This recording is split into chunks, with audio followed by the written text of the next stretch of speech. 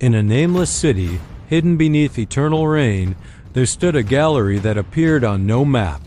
They said that those who entered did not see paintings, but the naked truth. Elias, a young journalist obsessed with human nature, stepped inside. At the end of the hall, an old man with glass eyes whispered to him, "Evil is not a beast, Elias. It is a prism. Every facet shines with a different light. Brutal evil." The red rage, the old man led him to the first frame. Inside was a scene of war. But these were not soldiers. They were ordinary people who had transformed into wolves. "This is primal evil," the old man explained. "It is the rage that needs no reason. It is the fist that strikes simply because it can. It is the fire that burns the forest just to watch the ash dance." Elias felt the heat of the flames. It was a sincere evil, but a devastating one.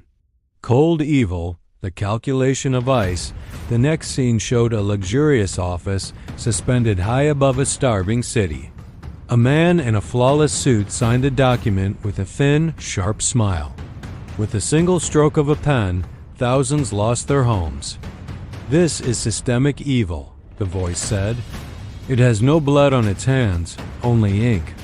It is the evil that calculates profit in human suffering. It does not hate you. You simply do not exist in its equation. It is the ice that never melts." Seductive evil. The golden mask. The third image was a magnificent garden where an angelic figure offered fruit to passers-by. But beneath the soil, the roots of the trees were fed by corpses.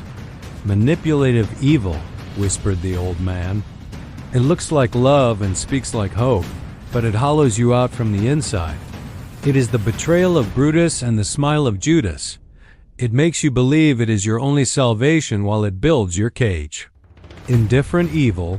The shadow of silence. Elias stepped before a mirror, not a painting. In it, he saw a man watching from a window as someone was attacked on the street. The man pulled the curtains shut and sat back down at his table. "This is the most dangerous of all," the old man said sadly. "The evil of indifference.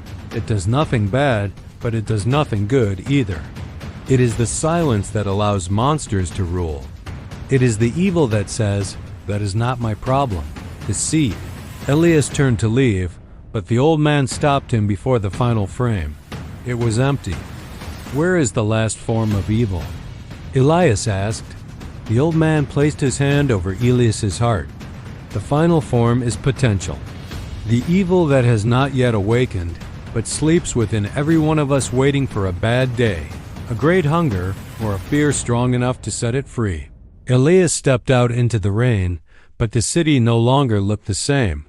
Now he saw the shadows behind every smile and the ice in every gaze.